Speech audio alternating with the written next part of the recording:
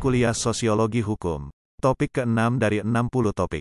Dasar Teori Sosiologi Hukum, bagian pertama. Dalam beberapa hal, teori ilmiah berbeda dengan asumsi-asumsi yang telah ada dalam kehidupan sehari-hari dan secara tidak sadar telah dimiliki orang. Pengetahuan yang dimiliki oleh seseorang dalam kehidupan sehari-hari dapat menjadi suatu teori yang merupakan bagian dari kegiatan ilmiah. Dalam memasuki era pelahiran ini merupakan kajian dari teori yang eksplisit sehingga menjadi objektif, kritis, dan lebih abstrak daripada yang dilaksanakan dalam kehidupan sehari-hari. Dalam proses pembentukan teori tidak pernah muncul dari awal, tidak mungkin bagi ahli teori sosial untuk menghilangkan pengaruh-pengaruh pengalaman sosial pribadinya, atau pengaruh dari pengalaman ini cara pandang dunia sosial. Proses pembentukan teori berlandaskan pada images fundamental tertentu mengenai kenyataan sosial.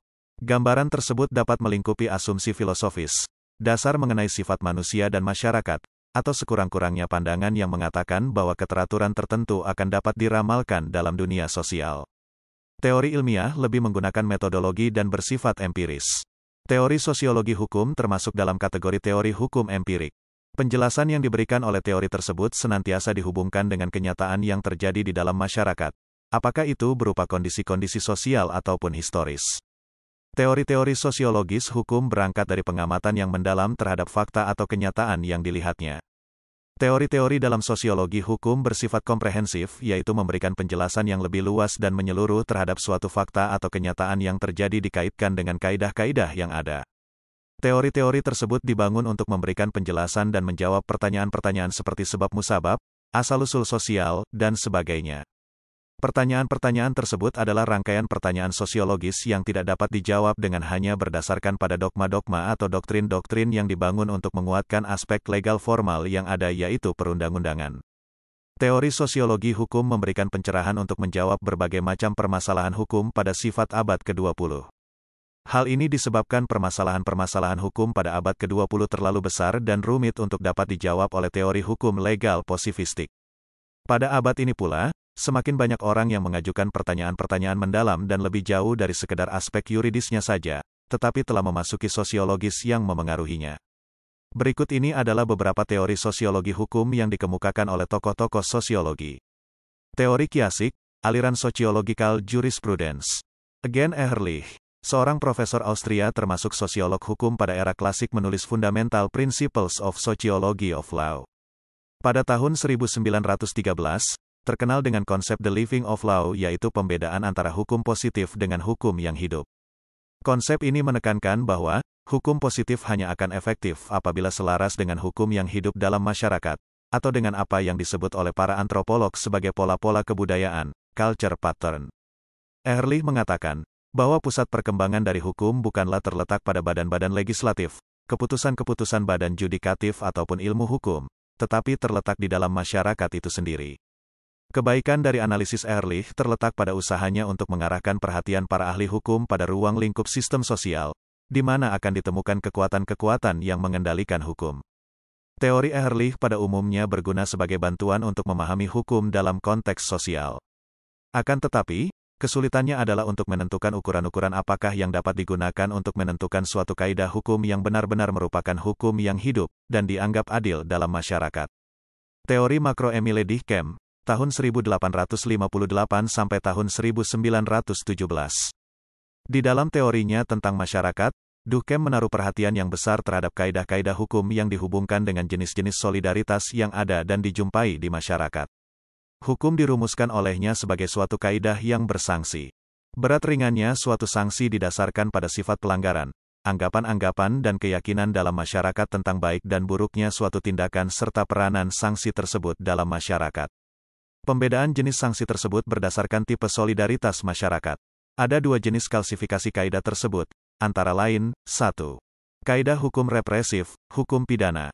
Sanksi-sanksi yang terdapat dalam kaidah hukum ini mendatangkan penderitaan bagi mereka yang melanggar ketentuan kaidah-kaidah hukum yang berangkutan. Tipe solidaritas pada masyarakat ini adalah mechanical solidarity. 2.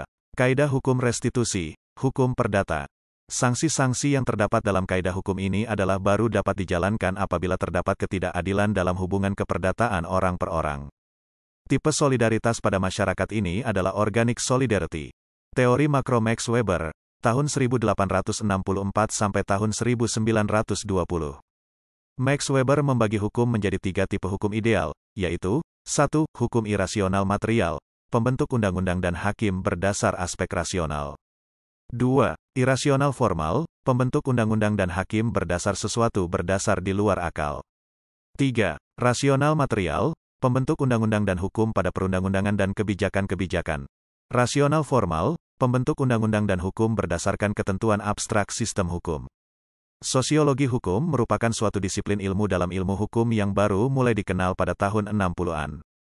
Kehadiran disiplin ilmu sosiologi hukum di Indonesia memberikan suatu pemahaman baru bagi masyarakat mengenai hukum yang selama ini hanya dilihat sebagai suatu sistem perundang-undangan atau yang biasanya disebut sebagai pemahaman hukum secara normatif.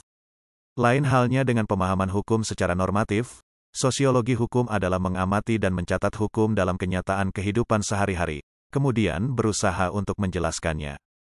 Sosiologi hukum sebagai ilmu terapan menjadikan sosiologi sebagai subjek seperti fungsi sosiologi dalam penerapan hukum, pembangunan hukum, pembaharuan hukum, perubahan masyarakat dan perubahan hukum, dampak dan efektivitas hukum, kultur hukum. Sosiologi hukum merupakan suatu ilmu pengetahuan yang secara teoretis analitis dan empiris menyoroti pengaruh gejala sosial lain terhadap hukum dan sebaliknya. Surjono Sukanto, Sacipto Raharjo membuat rumusan yang sama tentang sosiologi hukum, yakni sosiologi hukum mempelajari hubungan timbal balik antar hukum dan masyarakat. Sedangkan Prof. M. Abduh kurang menyetujui pemakaian istilah hubungan karena hukum bukan manusia yang mempunyai hubungan cinta. Akan lebih tepat jika dikatakan sosiologi hukum adalah bias refleksi hukum dalam masyarakat dan sebaliknya bias refleksi masyarakat ke dalam hukum. Sosiologi hukum memiliki kegunaan antara lain, memberikan kemampuan bagi pemahaman terhadap hukum dalam konteks sosial. Penguasaan konsep-konsep sosial hukum dapat memberikan kemampuan untuk mengadakan analisa terhadap efektivitas hukum dalam masyarakat baik sebagai sarana pengendalian sosial, sarana untuk mengubah masyarakat, sarana mengatur interaksi sosial agar mencapai keadaan-keadaan sosial tertentu. Sosiologi hukum memberikan kemungkinan serta kemampuan untuk mengadakan evaluasi-evaluasi terhadap efektivitas hukum dalam masyarakat. Sebagaimana yang telah kita ketahui bahwa sosiologi hukum merupakan suatu disiplin ilmu yang mengkaji tentang hubungan timbal balik antara hukum dan masyarakat. Hukum itu hidup, tumbuh dan berkembang dalam masyarakat. Vom Savikny, terjadinya kesenjangan dalam masyarakat disebabkan karena masyarakat tidak memiliki kesadaran terhadap keberadaan hukum. Tingkat kesadaran hukum masyarakat dapat dilihat berdasar beberapa motif sebagai berikut. 1. Kesadaran hukum disebabkan karena takut terhadap konsekuensi hukum. 2. Kesadaran hukum karena takut akan hubungan sosial dengan orang lain akan menjadi renggang. 3. Kesadaran hukum karena betul-betul memahami tujuan, fungsi, dan manfaat dari hukum tersebut. Fungsi hukum dalam masyarakat. 1. Sebagai sarana kontrol sosial. Suatu proses yang dilakukan untuk memengaruhi orang-orang agar berperilaku sesuai dengan nilai-nilai yang disepakati bersama. Kontrol sosial dijalankan dengan menggerakkan berbagai aktivitas alat negara untuk mempertahankan pola hubungan dan kaidah-kaidah yang ada. 2. Pendekatan autonomi. Fokusnya adalah kajian terhadap ideologi, prinsip-prinsip, doktrin-doktrin.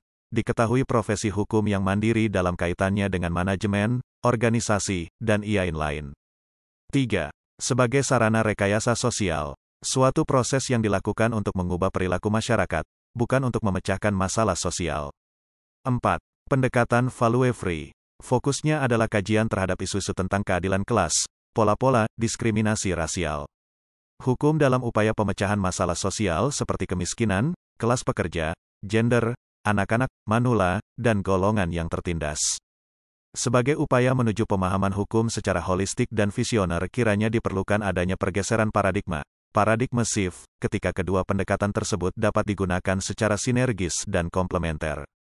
Artinya, pendekatan terhadap hukum tidak hanya mengambil salah satu, tetapi harus mengambil keduanya secara utuh sehingga akan dapat dilakukan analisis secara holistik dan komprehensif.